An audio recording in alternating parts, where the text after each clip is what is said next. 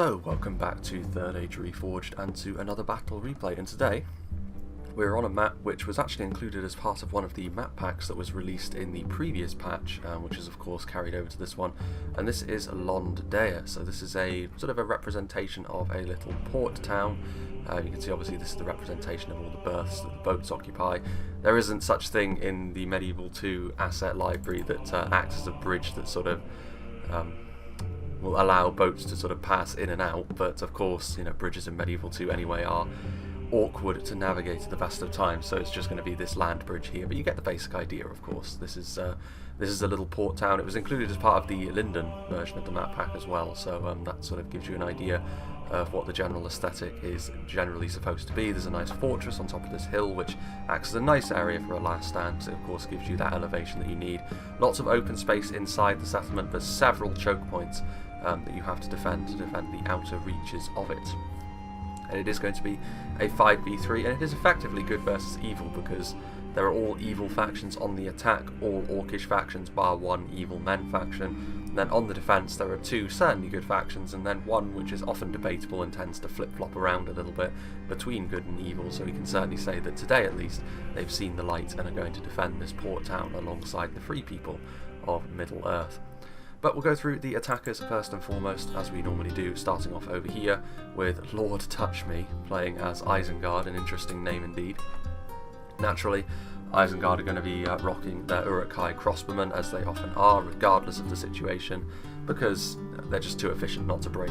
Especially in a siege like this, in a 5v3, if you get them into a good position and they start firing into the defensive lines, chances are the attackers' numbers are going to be too much once the crossbows have done their damage. So it's definitely a puzzle for the defenders to try and kill the crossbows off, because Isengard, while they may not have the shields of the Erebor or the Cardland crossbows, they still have the armour, which means they're not the easiest to skirmish down. You need really sort of high damage missiles to make mincemeat of them quickly, which the defenders should have some examples of, but we'll see. We've got some Uruk-hai raiders back here, so going for a bit of numbers, which I like. Some of the attackers have got to go for some of their more numerous units just so they can keep the attack going for longer, because the defenders in a 5v3 are going to have more quality infantry than you. If you just go for quality, you're not going to have enough of it generally to get through the defensive line, so you need to go for some numbers and you need to go for some supporting tools as well. So it's good to see the raiders, it's good to see that some thought was put into that. There's also Uruk-hai archers, which again I'm a fan of. Uruk-hai archers are certainly not the best in terms of their skirmish ability. The other orc factions have a similar issue with their archers, but for them you would understand it a little bit more. For Isengard it stands out a little bit because a lot of their units tend to be sort of more efficient than the others, but on this occasion Isengard very much fall into line with the rest of the orcs. They're just sort of here to make up the numbers in many ways. But you can skirmish with them, of course, and you can make the enemy use up ammunition they wouldn't want to use up on them. Or you can make them get out of formation, which is always nice as well. Warg skirmishers, nice for javelins. This is a really useful unit, really, because if the enemy doesn't sally out, you can just use them as normal javelins and then maybe use the wargs for their mass to push through. If the enemy does sally out with cavalry, of course, this is the perfect unit to try and hunt them down with, or at least zone them out, depending on how strong that cavalry is. Over here we've got some Uruk-hai infantry, naturally going for some of the better infantry that Isengard has as well. Nicely armoured, nicely shielded, does a good amount of damage as well. Reasonably pricey, especially compared to what the other orc factions tend to pay for their infantry corps, but of course Isengard get more quality for their money as well. We've got some Uruk-hai pikes, naturally. Again, you're going to see them in pretty much any Isengard match. And especially in a siege like this, if they can be saved for the late game, they can be really useful. If they get committed forward too quickly, while they are armoured, they will still be picked apart by enemy skirmishers, so that is worth bearing in mind. Got some guards of Orthanc as well, really heavily armoured spears with multiple HP, of course. Definitely not the best in terms of their attacking capabilities, but they could stay alive for a long period of time, and I think that's the general. It's kind of hard to tell. Isengard's general model is the same pretty much as the officer model, so it does... I think he's got maybe more white liveries on his shoulders though, and has got a white hand on his chest, so that isn't him, I don't think, actually. I was about to say it's a good place to put your general, but no matter. Trolls of the white hand. Trolls, of course, again, require a little bit of finesse to use, ironically enough, but if you commit them at the right time with some support against the right kind of units, they can really cause havoc and cause the collapsing of a defensive line. If you send them in, however, to units that are strong against them and without much support, they'll evaporate very quickly, regardless of how high tier they are. The Trolls, the White Hand, the Uruk-hai, that sort of thing, they are better and they will withstand more punishment, but it's still worth mentioning. and some more Uruk-hai infantry here. Actually, there's also some more Uruk-hai archers in that little encampment as well. Now on to the player who sent me this battle replay, which is Allfather, so big thank you to him. And he's going to be playing as Angmar, ever the popular faction to be on the attack, the faction that people love to hate in the comments. And, you know, Angmar, I like Angmar, honestly. I like the way that they do things because they're just so aggressive. I think it's mainly the Witchers that causes the dislike to Angmar. But still, they're all about being aggressive and tough while being so.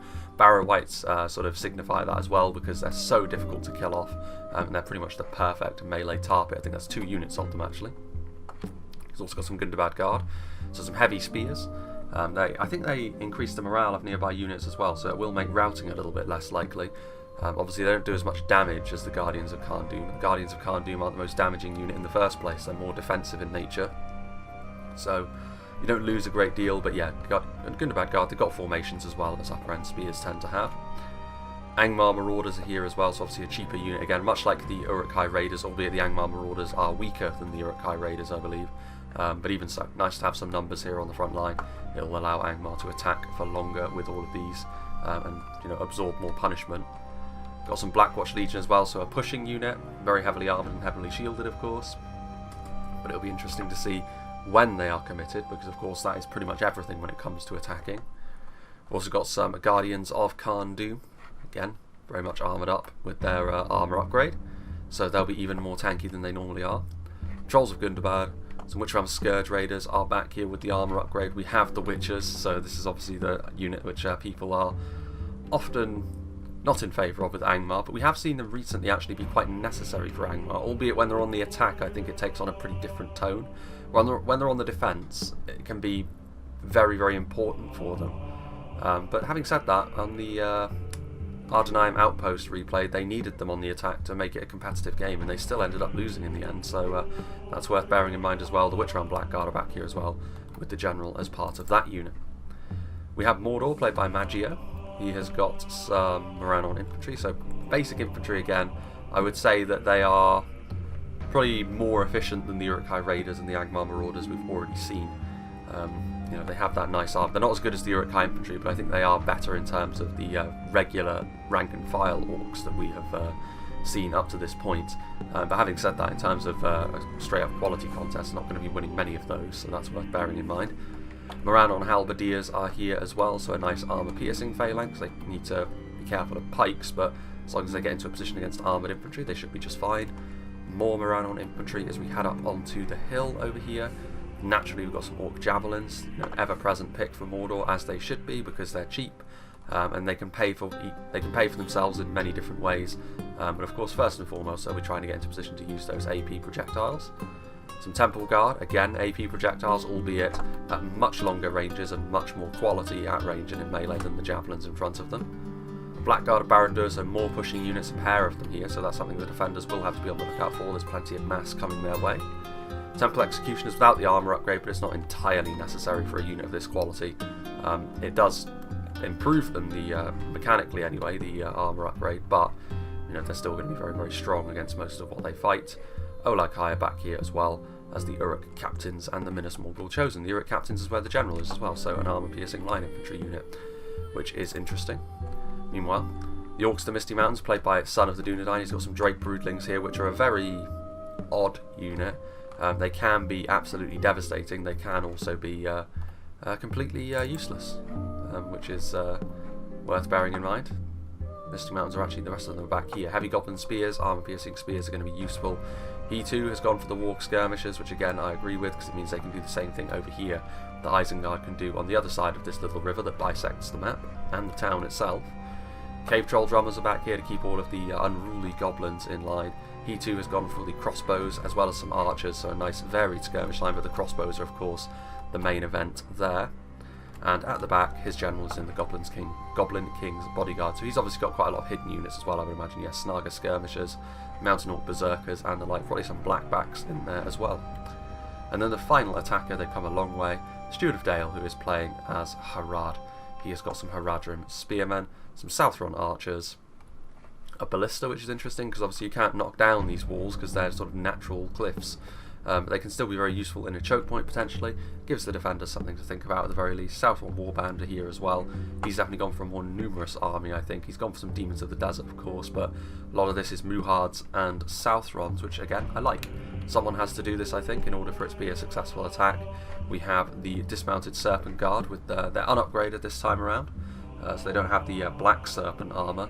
But that doesn't really matter too much. They're still actually a very fine line infantry unit, and you can't just send any old rubbish against them and expect them to win. They're very much like the Uruk-hai infantry in that regard, only a little bit more attack focused with what they're about than defence focused. Archers, for example, are actually pretty good at dealing with the Serpent Guard. Haradrim Spearmen, got some Muhad Beastmasters, so again, more Javelin Cavalry, so a huge amount of them. I approve of that pick for the reasons I've already said. Southron Warband, Muhad Berserkers. He's also got some champions of Nafarat. And that's pretty much it. So some Muhad Beast Tamers, no Trollmen, which is interesting. That is a rare thing indeed. I mean, the Demons of the Desert and Champions of Nafarat are technically Trollmen, but no regular Trollmen, which is interesting. He's gone for more numbers. Variety is the spice of life, so I approve. Now on to the defenders. We have Joran, who is playing as Dorwinion. So he has, of course, got some Morroquendi pikes. I would imagine they're going to lean a little bit more on their elven units, considering they're going to have a bit more money to play with, being on the defence and all.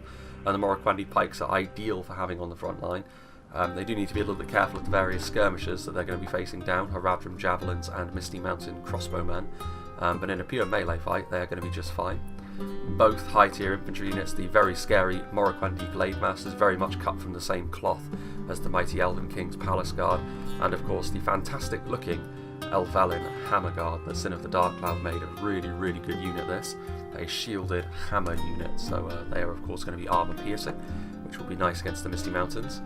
Lots of Elvelyn Vine Guard for padding out the line. The Elvelyn's still an important part of this defence because of their armour and their ability to hold, but the Elves will need to do most of the damage here. Elvelyn Vine Guard. Elvelyn Infantry will be a little bit better at dealing damage, but they won't have access to the shield wall formations. There's also some Morroquendi bows in there, poison arrows, as well as that heavy Elven archer damage, which they're known for. Very nice. And Elvelyn Marksmen as well, which can be good at skirmishing with the enemy, so they won't mind too much going toe-to-toe with a lot of the lower-end archers, because the Elvelyn Marksmen, with their high armour values, will easily win those fights, and that's pretty much what they're designed from the ground up to do. As long as they're not using their Morroquendi ammo on it, they'll be happy. And the mighty Glade Lords as well, so the Knights, again quite similar actually to the Gwythi Rhudaur in how they perform, maybe not quite so heavily armoured as their high elven cousins from Imladris, but very similar in the way that they're a fantastic all-round Lance Knight unit. They don't have quite the same fragility to them as the Horse Lords of Ulmo or the Sindar of the Girdle. And also we have a catapult over here, which is nice, manned by the humans among the Dorwinion faction. There could be a couple of hidden units around there as well, but we shall see. Moving on to the middle defender, we have Gothmog, who is playing as Rhudaur, so this is the flip-flapper that I was talking about. He is... Rhudaur do have a history of sort of going between good and evil, maybe leaning towards evil a little bit more in the more relevant time periods of Middle-earth, or at least the more explored ones. But yeah, Rhudaur today have seen the light, and they're going to be defending this port down. Rhudaur Marksmen, again, good at skirmishing. They've got so much ammunition that unless you kill off the entire unit, they're going to be firing for most of the match, to be honest with you, which is worth bearing in mind. Witch Realm Enslavers, obviously this unit of AP infantry is going to be very deadly to many of the attackers today. Really, Harad are the only ones that don't rely on armour to keep themselves alive. All of the Orcish factions are going to want to avoid contact with them if they can, or at least for as long as they can. Ettenmoor's Troll Hunters, of course, armour-piercing missiles, very, very nice, which can be used. They're also decent in melee at holding the line. They are spearmen, so it's mainly against cavalry that their expertise in melee really becomes apparent. They're also armoured up compared to a lot of other Rhudaur units. Some regular Rhudaur clansmen who don't have their armour upgrades, as well as some more Troll Hunters mixed in there as well. They don't really need the armour upgrade to be decent in what they do, holding the line, doing a little bit more damage on average than basic spears tend to. And obviously with a big shield value, their defence is just fine anyway. There's also some Franadine Berserkers in there, who of course throw a couple of armour-piercing axes into melee before obviously being AP in melee themselves. Actually, I'm not sure their axes are AP, but in melee they are certainly AP. They have some Witch Realm Enslavers over here as well. I'd imagine there's quite a few hidden units, Trollshore Axe Throwers, Franadine Rangers and the like, because that's far too small an army for Rhudaur to have on the defence, even with 2 Witch Realm Enslavers eating into their budget. And finally, last but not least, we have Man 20,022. I'm just going to be calling him Man. from now on, playing as the Dwarves of Erebor. So again, we're seeing another Dwarven faction. Been a while since we've seen Erebor after all.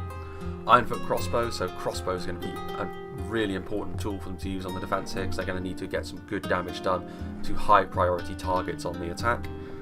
2 Ironfoot crossbows there. Ironfoot warriors with the armor upgrade, so obviously as a line infantry unit, they're going to be able to outperform most of the equivalents from the attackers, but of course the attackers have got far more, so they're going to have to rely on quality as well. Ironfoot spears to help hold the line. Erebor legionaries, this is the upper end line infantry unit, which will do really, really well. We've got some Ironfoot spears. Ironfoot pikes, of course, for that very nasty phalanx that the dwarves are known for. Up here we can see the mighty dragon slayers of Ered Mithrin, and that's where the general is going to be today. And what else have we got? We've got down here some more Ironfoot spears and some Ironfoot axe throwers as well. So more axe throwers. I imagine Rhudaur brought some as well. Actually some units up on the walls over here. They've got quite a long way if they want to retreat off the walls, so it'll be interesting to see how that goes. Axe throwers up there, and of course the mighty Blacklock engineers. They've had their thunder stolen a bit by the Iron Watch of Mirrormere since they were added, but they're still an absolutely brutal unit. Combining all of the power of crossbows and rangers should be, well, it should be illegal, shouldn't it? And actually there's some more units over here as well before we move on. Some X-Guard of Erebor, a couple of units of armor piercing. And I was wondering, most Dwarven players do tend to go full quality when it comes to their upper end infantry. He's gone for some Obsidian Guard and some Highborns of Erebor as well. So, he has gone for quite a lot of rank and file Ironfoots though to pad out the defence, which is quite good. It'll be interesting to see if that balance works out for him, but without further ado, let's begin. So, obviously in a 5v3 I often place the natural advantage in the attacker's court, and I would say that they've built their armies reasonably well. I would say Angmar's got a kind of a small army, but that's to be expected. I would think Isengard have got sort of a medium-sized army. Mordor have gone for more Morannon units. Harad have gone for a numbers focus, so there's plenty of numbers on the field today. We will actually see a lot of the Misty Mountains units reveal themselves, including the Snow Trolls, which can hide, of course. So they'll be able to do much the same thing as the Trolls of the White Hand and the Trolls of Gundabad, albeit they are going to be a little bit more fragile, but they're also quicker. And we'll see if that comes into play at all. But yeah, Snaga revealing themselves. There are the mighty Blackbacks to be expected, I suppose, considering all of the hidden units. And some Mountain Orc Berserkers. There's also, we already saw those, Goblin Infantry on the front as well. So plenty of numbers here, plenty of armour piercing. All of the Misty Mountains units actually are heading over this way though, which means Dorwinion are probably the ones that are actually fairly grateful for that, because they will only have to deal with Harad. You would imagine with their quality, they should be able to make that work. The real question is though, with 4 armies against their 2, how do Rhudaur and Erebor fare at defending probably the more important side of the defence, to be honest with you, because you'd have to imagine that this hill over here with this fort is where they intend to make the last stand, and oh dear, the Erebor player caught napping to a ludicrous extent really, as the Isengard wargs charge on in there and the dwarves dawdling into position rather. Be interesting to see how this works now. I mean, this is a good opportunity, I think, for the Attenmore's Troll Hunters to try and do their thing. But I mean, fair play to Isengard. He saw a fantastic opportunity to get in here, and it was very, very sloppy from the dwarves, I have to say. Like, again, even for players who I haven't seen play a great deal, I mean, I would say it's a little bit risky to get into melee. That wasn't really too much of a charge, and the Attenmore's Troll Hunters are spears in melee, so the Warg Skirmishers probably want to get out of there before they take too many losses, and with the Ironfoot crossbows firing in as well. I mean, this is going to be the sort of thing they can contain, but Isengard taking advantage of the gap he saw, and when you only have a few choke points to watch over, like if it's again a chaotic field battle, a lot can happen very quickly and it's more understandable to make errors, but on this occasion you have to say, you know, when you only have a choke point to look after and the cavalry just runs right on in, it's a little bit unfortunate, but still, not the end of the world. The Warg Skirmishers are getting very, very close indeed to the pikes, but ultimately these Warg Skirmishers are also eating into that valuable, valuable ammo supply of both the javelins and the crossbows. I don't know what these Ironfoot spears are doing. They need to keep up the chase. I mean, to be fair, Isengard are on the way at this point, and their main army is getting over here, so you have to say Isengard have gotten what they wanted really from that Warg unit. They've managed to get into a position where they're only going to have to deal with 1 unit of spears on this front line anyway, so if the full force of Isengard's army crashes in to that front line, it's not going to be sufficient anyway, and Isengard have got a lot of options here, a lot of options already. Meanwhile, Morannon infantry are here, Rhudaur marksmen are firing away.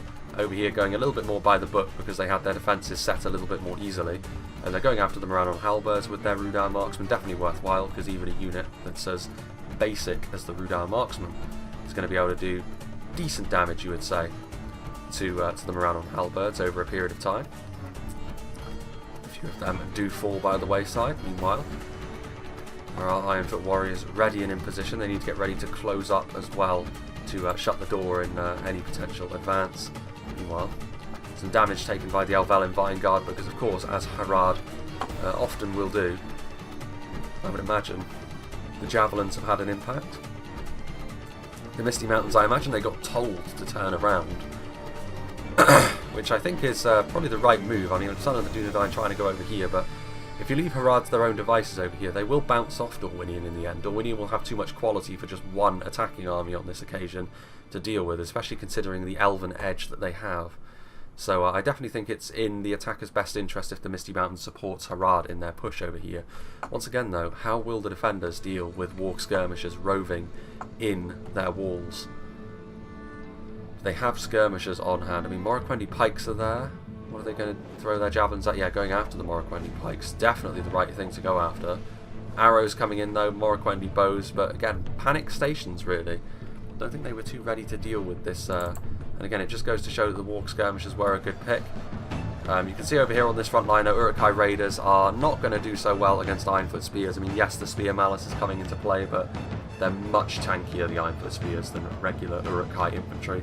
So this particular battle is only going to go in one direction. Rhudaur clansmen here as well, taking missile fire, but they won't care too much about that. Their armor values aren't brilliant like most Rhudaur units, but they do have a beefy shield value, so they won't mind too much. Ironfoot axe throwers are getting ready to throw some axes apparently. And they are going after the Uruk-hai archers. Not really worth going after. Isengard will definitely take that as a bit of a win, I would say. Meanwhile, Rhudaur marksmen continuing to fire away, as are the Franadine rangers, interestingly enough. Maybe committed a little bit prematurely this from Gothmog, because when the enemy sees rangers, and you can see Maggio doing exactly the right thing. Like, rangers are so devastating on the defence, and Rhudaur are the only faction which can bring regular rangers at the very least. I mean, Blacklocks can technically count as well, but as soon as they see them, players are going to focus them down with something of quality. And the Temple Guard, this is not a waste of ammo by any means. Blunting rangers is one of the best things you can do as an attacking force. So far, the defenders, nothing dreadful has happened to them, but in terms of efficiency, I would say questions can definitely be asked, and in a 5v3 that doesn't bode particularly well. Over here though, much slower. Harad sort of taking a wide berth really, as the Dorwinion skirmishers only just now are actually getting up onto the walls in several places. They've got a lot of ground to cover, have Dorwinion, but they've got the quality to do it. It just matters how dense they can make their defence, and hopefully they can prevent the Misty Mountains and Harad from just running over their position. Javelins, once again though, being a real menace. These warg skirmishers, the defenders so far have been floundering in the face of them somewhat. Don't really have a ready-made answer to them other than dumping valuable skirmish ammunition into them. Barrow Wights are moving forward, definitely the best first wave to commit in a siege really, because the initial flurry of damage that the defenders can inflict upon you doesn't really affect the Barrow Wights all that much. No matter. But yeah, still very much a slow-paced assault over here. Like I said though, Isengard, they could have taken advantage of this over here far more than they ended up doing actually. There's Ironfoot crossbows over here. There is axe throwers as well, but you have to say, in these Ironfoot crossbows, they're a little bit more worth going after, I would say, with axe throwers and with enemy crossbows to be fair, but the Ironfoot crossbows should be maybe saved a little bit more so for infantry blobs. But if Isengard committed a ton of infantry all at once, they could have broken a single unit of spears pretty quickly, and then they could have flooded in. And that could have caused the defence to panic. I do think Isengard still would have ultimately perished at the hands of a lot of these nasty dwarven units, but it would have taken a lot of the defenders' attention away from this choke point over here, I think, which would have given Angmar and Mordor the opportunity that they needed. Meanwhile, Barrow Wights, I think they are taking damage. Yeah, they are from the Ettenmoor's Troll Hunters. And from axe throwers. I mean, they are a tar pit, the Barrow Wights. This is exactly what they're good at doing, and you can tell from the fact that they're not dying in droves to what is a really, really nasty collection of damage, and yet they are standing firm in the face of it. It is worth saying that this will deal with their hit points. And once their hit points are gone, the Barrow Wights melt away very, very quickly, to be honest with you. But this is all ammunition which would have been much better utilised against units which are going to be dealing with damage in melee, because Barrow Wights don't do a lot of damage. They just sort of sit there and soak, and that's exactly what they're doing here. We'll see though. I mean, if this ends up working out for the defenders, then fair play, but I don't think it will. I think this is exactly what Allfather wants to happen. Meanwhile, there's still the Haradrim looming within 10. There's Morroquendi pikes over there. There's also the Elvalan infantry way over there. So, I mean, it is an interesting formation that Dorwinion have struck up. They do need to be quite careful, really, because if one of these choke points starts to get overrun, a whole wing of their army could end up perishing. And actually, they are trying to transition across now. Interesting to see what happens here as the Warg skirmishers once again loom into view. But the Morroquendi Glade Lords should charge into them, to be honest with you. Once again, a javelin volley coming in. I mean, he's already committed himself, Joran. There's no point in... He is going to mitigate some of that charge damage, but he needs to keep his Nandor Glade Guard moving. They are, of course, a very fragile unit in general, but if they stay over here, they're going to get isolated anyway. So it's very, very questionable to send them back over here. They need to keep moving. At all costs, really. But once again, they're being left all on their lonesome here, and the Muhad Beast Tamers, or Beast Masters I should say, are just going to crush them. They should have just stayed the course, but they're going to pay the price for that now, unfortunately. By retreating, he really sealed their fate, to be honest with you. Javelin fire is going to be coming into them. Regular arrows do the business against them, to be honest with you, because of how fragile they are, but yeah, not great. And now it's a case of, can Dorwinion retreat without being picked off from the rear? I mean, they do have pretty much the ideal covering tool here in their Glade Lords. That's going to do a lot of damage to those Haradrim units. They'll kill off a couple of knights in return, because there are spears in there, of course, but this is a good tool to cover your retreat with. A unit of really nasty Lance Knights. Meanwhile, Barrow Wights are now moving forward, and having dumped pretty much an entirety of a Javelin unit and an Axe Throwers unit ammunition into them, they've killed barely a dozen. So a most painful lesson for Gothmog there. Do not be using your skirmish ammunition of that quality on the Barrow Wights, because that is exactly what Angmar want you to do. Exactly. Even if they give you the perfect shot, it's not going to be worth it. Etanmor's Troll Hunters. What are they doing? I mean, they have again put themselves in a pretty compromising position up here. And it's unsurprising to see the Uruk-hai archers try to take advantage of that. Yes, they're well armoured by Rhudaur standards, but still, Uruk-hai archers are going to be able to get some good efficiency there. Trollshire Axe Throwers still going in. Isengard still biding their time, but it's only a matter of time, you would say, before the whole army crashes down on that one unit of Iron Foot Spears. Barrow Wights just edging forward. Again, I think what they're hoping to do here is just get the defenders to use more of their ammunition on them, but hopefully they've learnt their lesson now. Meanwhile, what have we here? One unit got left behind, and the Elvalan Vine God got run over, and they're still moving to try and, well, you can see here the Javelins are moving into position. Haradrim Spearmen, so they're going to occupy this choke point instead, which is probably wise, to be honest with you, because they were spread out quite a lot over on that side of the harbour, and it wasn't trending well for them, I would say. One of those choke points was going to fall, and then the whole army would have been swept away pretty quickly. Hopefully my voice lasts just a little bit longer. Again, this is sloppy, very, very sloppy. You can't be leaving a unit of Morroquendi bows behind like this, because they almost certainly still have ammunition, and they're going to get absolutely destroyed here. Combination of wargs, Haradrim spearmen, but especially the trolls. Those snow trolls are going to feast upon a unit of Morroquendi bows in melee with all this support that they have. Again, it's very questionable here, this from Dorwinion. I know that they're newer players, but you have to retreat a little bit better than that. Otherwise, you're just asking for this battle to start turning against you really badly. Now, honestly, is the time as well that you need to start thinking about sort of standing and fighting. You can't retreat anymore. They're going to move forward here, but I mean, it's too late. It's too late to save them.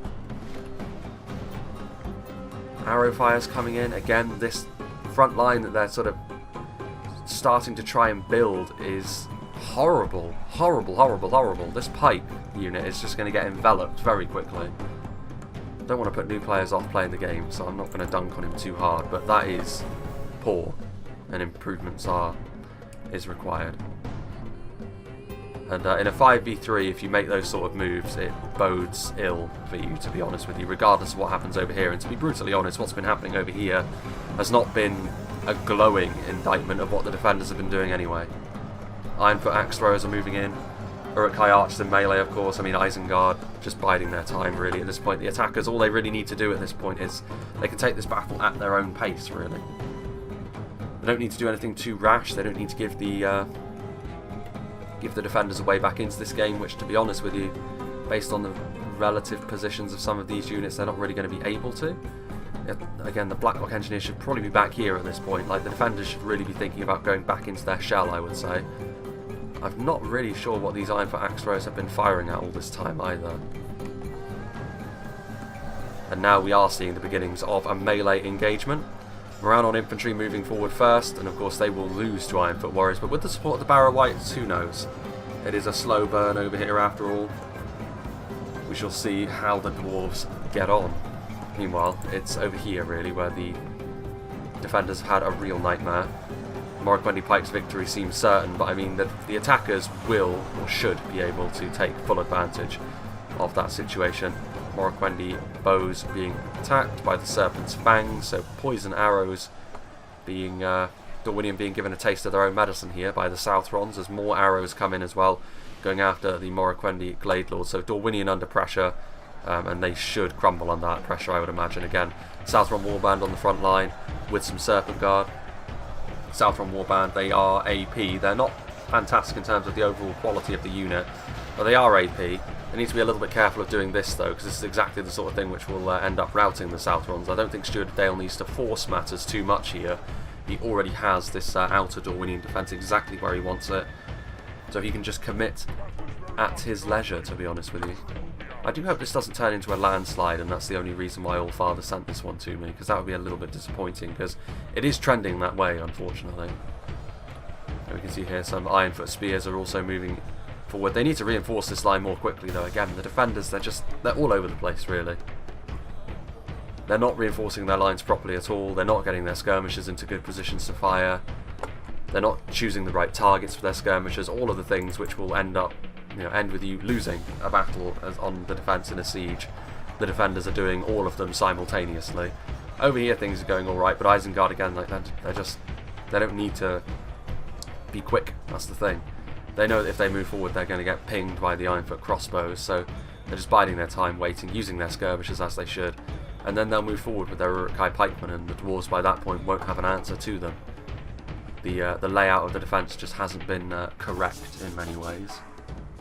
Regardless, over here you can see sheer weight of numbers here. The attackers are just rolling forwards and the dwarves are letting it happen. They had reinforcements here. They had units in reserve that they could have committed long before this. Gothmog as well has played games before, so I'm much less understandable from his perspective, I would say. The other two defenders I would say are slightly newer, but I mean, to be fair, there are some names on the attack which are newer as well, like the Isengard player. I don't know who that is. It could be someone who's just changed their name, but I don't know. And Mordor. Isengard and Mordor are newer players. I will say, though, that Angmar, Harad, and the Misty Mountains are all played by players who have played the game on numerous occasions before, but still. And ironically, the skirmisher they've got in the best position to shoot into this blob is the Rhudaur Marksman. Probably the least damaging skirmisher on display today.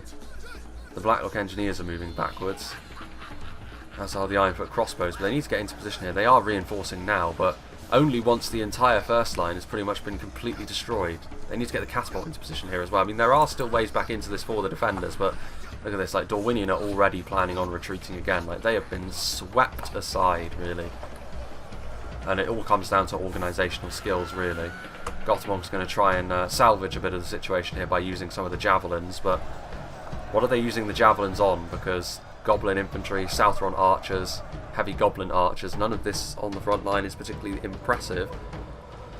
So now they can shift from being all about being on the front foot, the attackers, to doing much what Isengard are doing and just taking their time. There's no need to force matters here if you're the attackers. You've already gained a good advantage in this battle.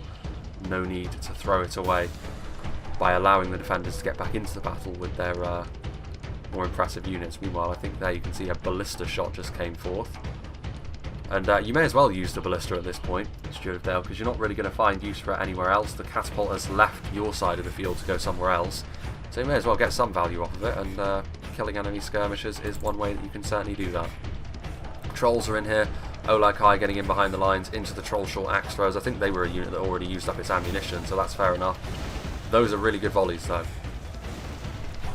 That there was maybe a little bit of friendly fire. That is enough to rout the Angmar Marauders en masse. That is exactly what the defenders needed to turn things around over here.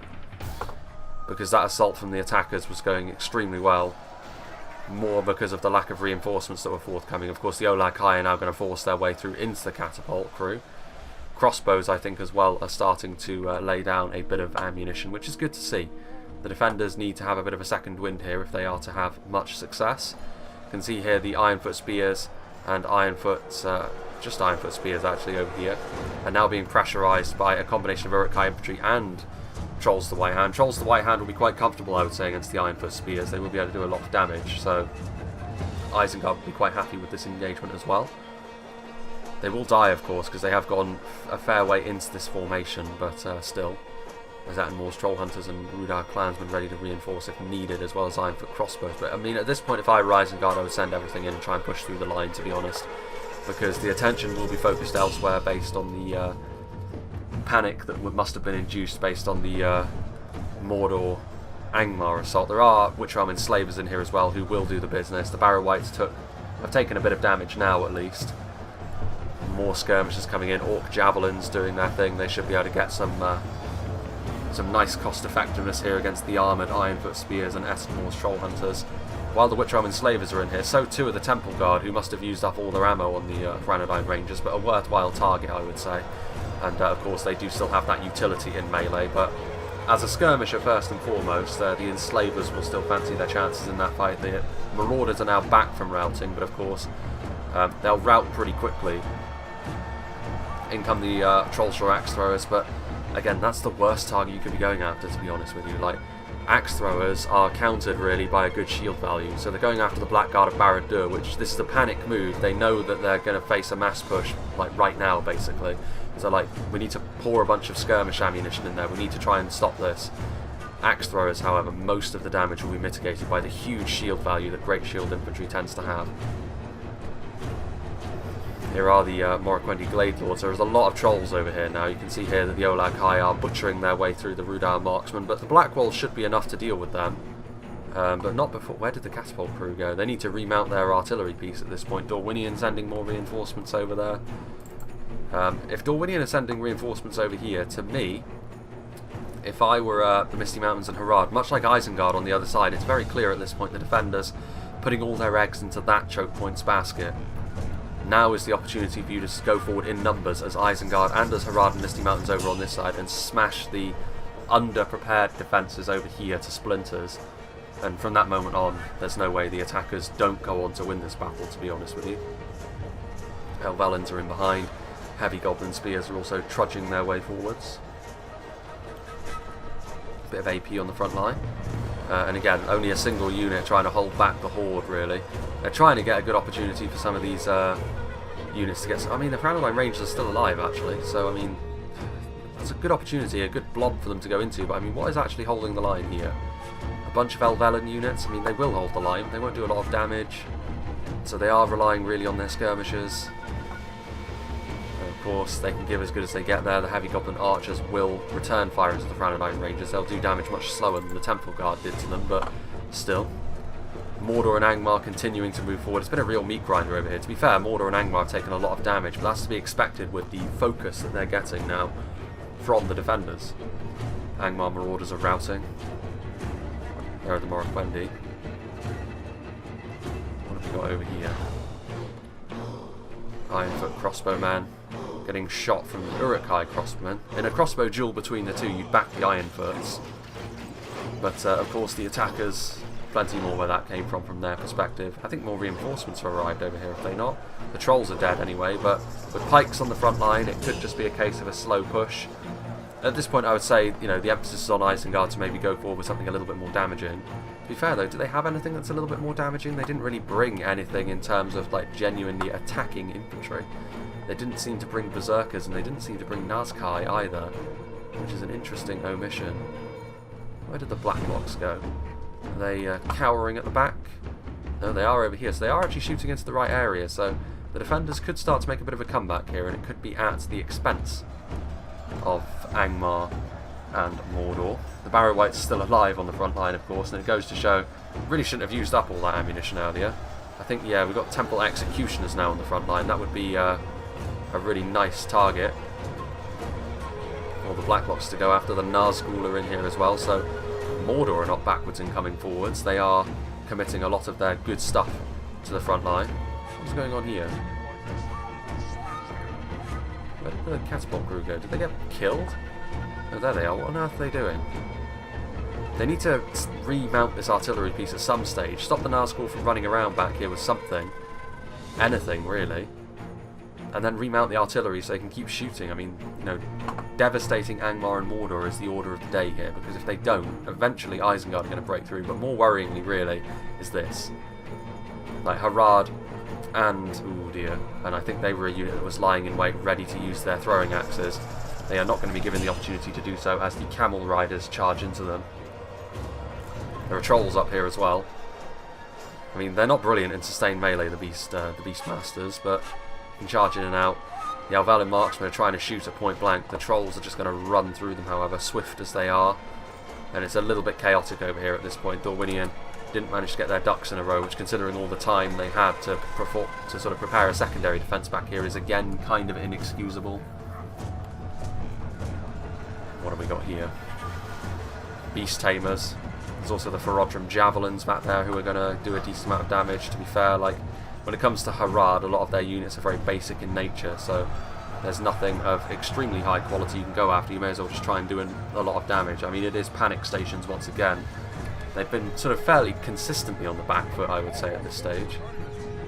The Ballista getting onto the dock on the other side and trying to shoot into the side and potentially have a defence over there. If you go after that unit, actually, that unit of Alvalin infantry, if you can get over here, you could actually, stray shots could go into the defence. Even if you don't technically have the range, you could sort of fudge it a little bit so that the projectiles travel in there.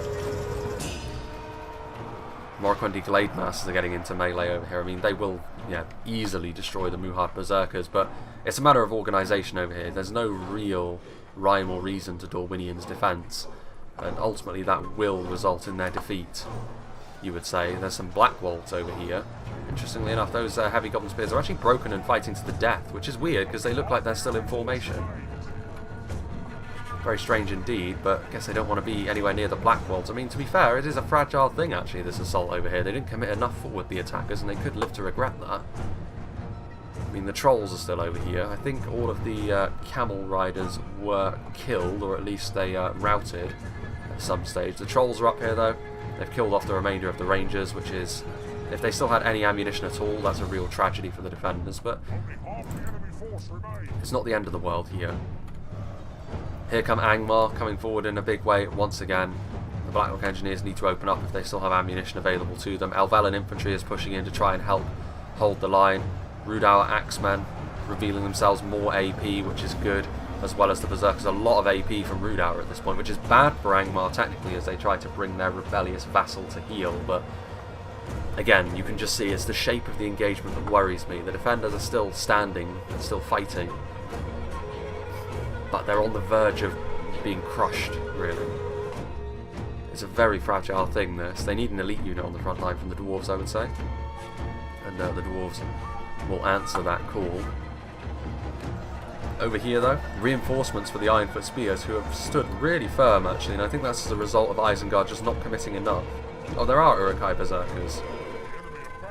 They need to be in there. Uruk-hai Berserkers would make absolute mincemeat of Ironfoot Spears, and the relative quality of the Rhudaur Axemen just isn't on the same level, but I am pleased that this isn't actually a landslide. The defenders have sort of withstood pressure. I still think the attackers will win. I still think that the errors earlier on are the sort of things you can't do in a 5v3 and expect to come away with the win. But they have at least not crumbled under the pressure. They've seen the situation develop and they have responded to it in a way that has preserved them in this battle a little bit longer than they otherwise would have. There's Axguard of Erebor on the front line now as well, Uruk captains. There are actually some Isengard units over here as well. These pikes will be nice. There's some axe throwers there as well. The Witcher-Elm Scourge Raiders. There goes the Mordor general at the hands of one of the Axe Guards. I mean, this could very well be the... if the Witchers get a good volley in here, they're already ahead, the attackers. It could be the end, really. We've missed most Witcher volleys in recent times. I don't know if they actually have a good... I mean, the Blackwatch Legion are isolated behind enemy lines, so they'll be overwhelmed pretty easily. Which is over there. Meanwhile, let's go and have a look at what's happening over here again. I just think weight of numbers is the answer here. Yes, they've still got more Morroquendi pikes and they should have the Glade Masters somewhere. Shouldn't they? Where did the Glade Masters go? I mean, the Alvelin Hammerguard are over here. Are the Glade Masters dead? Surely not. The pikes are fighting, trying to hold the Blackbacks at bay, but that won't last too much longer. Alvelin Hammerguard are going after Snarga again.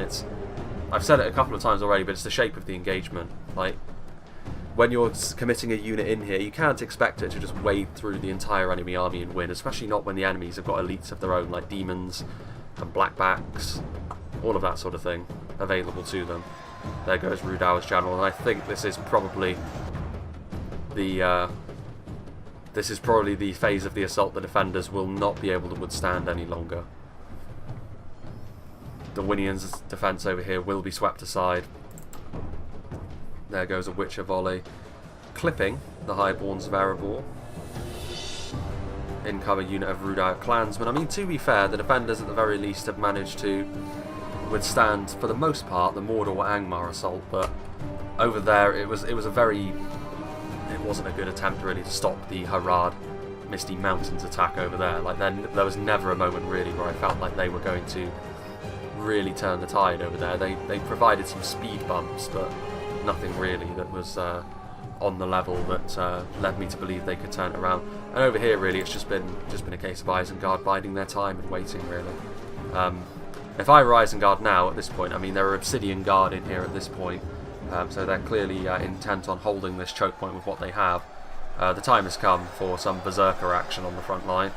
They'll do some damage to the Dwarves. But you can tell that Isengard, they've just sort of not really committed all that much over here. It's just been a sacrificial army at most. The Berserkers can go in there and do some damage, but they sent a lot of their force over here, or at least a wing of their force, most of their pikemen, and there goes, yeah, that's going to be the end. Highborns of Erebor getting grilled in their armour, and that is, symbolically anyway, a sign that the battle has well and truly escaped them. Trollshore axe throwers are routing, Ironfoot crossbows are routing in the face, Temple executioners, who are very damaged, presumably as a result of the ammunition from the Blacklock engineers. Again, I don't really know what the point of this is. It's a thing that many players tend to do. We'll keep our general unit right at the back, so he's all on his own, facing down an absolutely enormous force. I mean, it has been a significant victory for the attackers, I will say, but one that's worthwhile because it shows what you shouldn't really do as the defenders. And they did put up a good fight at the very least, despite the disadvantage they put themselves at in the early phases of the game. They did at least fight on. There was no, like, admitting defeats. Obviously, it wouldn't have been sent to me if there was admitting defeats in the first phase of the battle, but that could have happened. Witches are going to fire once again. They could end up killing their own men, really, but here comes some Morroquendi bows who are going to get... yeah, I mean, a joint volley from the Demons of the Desert and the Witchers. It's no surprise that most of them perished there, and it's actually the Demons that did most of the damage on that occasion, to be honest with you. The Blacklock Engineers are down here, a real menace to most armies they face, alongside the Highborns, but they are, of course, going to get overwhelmed by angry Orcs and Southrons. Or Muhards, I should say. Trolls are on the way forward. Heavy Government Archers are going this way as well. Down come the Dragon Slayers, so they are at least going to come down here to make their last stand, although I don't know, yeah, going to get absolutely grilled. I mean, I probably would have given them a melee fight. Be reasonable here. There's no need to grill them in that way. At least give them the chance to fight and die in melee. They have the same effect as the Mangonel as well, where for a few moments after the volley, the fire on the ground is still deadly. And so the Dragon Slayers pulled through those fiery blobs and ended up grilling themselves yet further. Still no more committals over here. Obsidian Guard are going to fight, and they will kill off all of these Uruk-hai infantrymen. But the battle has long since gone beyond the capabilities of the defenders. The Drake Broodlings are back over here, feasting upon the Ironfoot crossbows. Nice to see them do something. A unit seldom seen because they are quite a strange one. And the Dragon Slayers getting torn apart now. Uruk captains are in there also, as the enemy stream over the port of LOND, and they will take it. Sauron will have a nice place to land his ships in the west. And Rhudaur will be brought back to heal. A sad day for the free folk of Middle-earth. But one that was thoroughly deserved, I would say. A good performance by the attackers. A classic by-the-book performance by the attackers, really. They knew when to attack, they knew when to take their foot off the gas a little bit. All of those things. And the defenders, yeah, they needed, I think, one of maybe the more experienced players on their team to maybe let them know how to approach this. Gothmog has played the game a little bit more so than the other two, I think, but even so, he was also guilty of many of the same misplays. Those Berserkers are just not going to see battle at all, I guess. Something that I'm sure any self-respecting Berserker would not be all too pleased about. But the Drake Broodlings are in here. The Uruk-hai, they'll finish off the Obsidian Guard. Feasting on them. They always look weird when they converge on a single unit model, the Drake Broodlings. It looks kind of strange.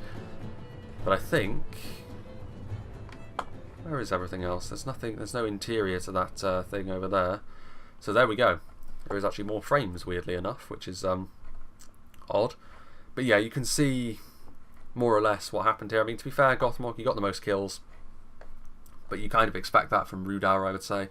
Maybe Erebor's crossbows could have been used more wisely. I think all of the defending skirmishers could have been used more wisely, to be honest with you. Positionally, it was wrong, and also the units that they decided to use ammunition against was also incorrect. You know, that those Etenmor's Troll Hunters doing their thing against the Barrow-wights and the Trollshort Axe Throwers as well. Obviously, you know, that's not what you want to be using your ammunition against. I'm sure that Allfather was extremely pleased when he saw Rhudaur do that. Erebor, again, their crossbows need to be in better positions. The Rangers from Rhudaur need to be in better positions. Dorwinion as well needed to be far more organised. I mean, the fact that they got the lowest kills by far on their team is a sign they needed to organise themselves far better. They were constantly on the back foot, constantly retreating, and they weren't organised at all. And Harad and the Misty Mountains took full advantage of that. Unfortunate, but that is the way it went. I think if Dorwinion were able to organise themselves, it would have been a closer battle at the very least. I still think the attackers would have won. They needed to sort of, if every one of the defenders really needed to organise themselves better, position their skirmishers better, use their ammunition more wisely, all the things you need to do in a 5v3 if you want to have a prayer at winning. And none of them they really did all that well. But what I will say about this battle is the defenders, at least, they were under pressure right from the start, and they started to flag a little bit, but they did at least rally in the mid phase of the battle. They did at least manage to sort of stabilise themselves a bit and at least fight on and give themselves give a good accounting of themselves, at least when it came to grit and determination. But in the end, the advantages the attackers had from the early phases were always going to be a little bit too much for them to overcome. Harad getting the most kills as well, taking full advantage of the chaos among the Dorwinion ranks. Yeah, I would say so. I'd say the attackers just organised themselves well and played it by the book. And on this occasion, that was enough. It's always on the defenders to try and make sure that you cannot do that as the attackers. And on this occasion, of course, they weren't quite able to do that. Let's see what did the damage for Allfather's army. So the Witchers got 109 kills at the end. Obviously, they were really they were really turning the screw, really pouring salt into the wound, as it were, because even before the Witchers came forward, the attackers were already pretty much assured of victory. But they managed to grill Highborns of Erebor, Morroquendi bows, and of course, perhaps most insultingly, the Dragon Slayers of Ered Mithrin. His Blackwatch Legion did quite well. Obviously, when the line started to fall apart a little bit, he committed them forwards and they started to roll through. The Barrow-wights did their job pretty much entirely by soaking up all that ammunition. Any kills they got were a bonus, and most of those would have been on stuff like basic Rhudaur clansmen and Ironfoot warriors, which is still good enough, to be fair. Angmar marauders, of course, routed and didn't really do a whole lot, but you kind of expect that in a situation like this. Scourge raiders did quite well. So yeah, a lot of the damage being done by the skirmishers and the aggressively used tanky infantry, as you might expect. So yeah, nice to see LOND DAER again. Nice to see a settlement like this. Obviously, it is kind of basic in the way that it's set out. Lots of sort of a series of choke points along the outer wall, and then a relatively big interior. I would say the choke points are where the defenders normally have the advantage, but on this occasion they weren't actually able to make that pay as much as perhaps they normally can. The interior of the settlement, though, which we saw quite a lot of, where there's a bit more space, especially in a 5v3, is where the attackers can really make their presence felt, and so they did. But still, nice to see a map that is seldom seen. It's nice to see more maps like this get used, to be honest with you, and it's not just a constant revolving door of Moria and Bersergath. Speaking of which, though, Allfather did also send me, as part of this thing, a Bersergath replay, which I think will be the next one we show, because it has been quite a while since I've shown that map, actually, and considering when I'm recording this from, it will be a little bit over a month away before it gets shown anyway, so I think enough time will have passed there, and it is a good map. It's just that it gets used far too much. I think the reason it gets used a lot, actually, is because it's stable, weirdly enough. And I think that's the reason why we see sort of certain maps used consistently. It's because they are maps which are, for the defenders, obviously you can defend and really dig in and it becomes a real grind and you get a lot of kills as the defenders, so that's why a lot of people set up lobbies on them, one. And two, they're stable, I think. You know, you don't really hear people crashing on Bersergath, you don't really hear people crashing on Thranduil's halls. That sort of reason, I think, is why you see those maps quite a lot. But I think maps like this, I mean, you're not going to crash on a map like this because there's not a huge amount of features on it. I think if people were willing to sort of have a little look around, dig around for some of the maps which aren't used as often, you would find some real gems in there. And yeah, I would urge people to do that a little bit more so, because you know, not only am I looking for replays on maps like that, and I'm not looking to do the same map over and over again, but also it just adds more variety to the game. It'll make you want to play the game for longer. If you're playing the same maps over and over again, you will burn out on the game more quickly, which would be a real shame. So yeah, hopefully people do make more use of maps such as that in the future. Regardless, I think by this point, I mean, we'll be into November by the time this replay comes out, to be honest, by which time the channel update will have long since come and gone, and the situation will have been made apparent. Indeed, by this point, it's probably worth looking forward to... Well, I say that, I mean, it's probably going to be by sort of December time where things sort of make themselves apparent, sort of more longer term. Sort of in the short term, obviously, there's been a little bit of chaos and confusion because of the university schedule and how that can be a little bit fluid and the like. But by November, December time, I'll probably also be looking into what is going to be happening longer term. And obviously, that'll be what I do after the university course is complete. There's a lot of permutations with regards to that, so obviously at this point I can't really offer much of anything with regards to insights into that. But just know that by the time this replay comes out, the channel update for that won't be happening, I think, until possibly even January. But there will be sort of the thought put into how the channel will be going long term, because obviously I won't be able to do exactly the same schedule forever. The channel will remain in the form that it is, the best that I'm able. But obviously if I'm working away for amounts of time, obviously that puts the kibosh on any sort of streaming schedule, at least for the time that I'm away for, so that will become a little bit more sporadic. But of course there's also the possibility that I'm not working away. There's also the possibility that I don't have the on-off schedule that offshore workers tend to have. There's also the possibility that I do a PhD instead, because hiring freezes and so on because of COVID-19 mean that maybe it's just worth my while to just go into a PhD and go that path instead. There's a lot of different things that can happen, which will of course affect the channel, each in different ways. But basically come February, the channel will have to morph in some capacity depending on what's going on. So yeah, it's one of those interesting situations, really, where I'm not entirely sure. So there's so many different ways that this could go. But do note that the channel will remain in some form regardless of what happens. So it's not as if there's an eventuality where if something happens, come February, the channel completely stops. That's not going to be happening. This will always be a sort of side gig, as it were, for me, and I intend to keep it as such. So yeah, and that's the sort of thing which can be talked about in a channel update, I think, closer to the time and when I have a little bit more insights into what actually is going to be happening. But regardless, big thank you to Allfather for sending this one to me. Big thank you to all of the players for being a part of this battle replay. I hope you enjoyed this, and I hope you'll join me for whatever is next.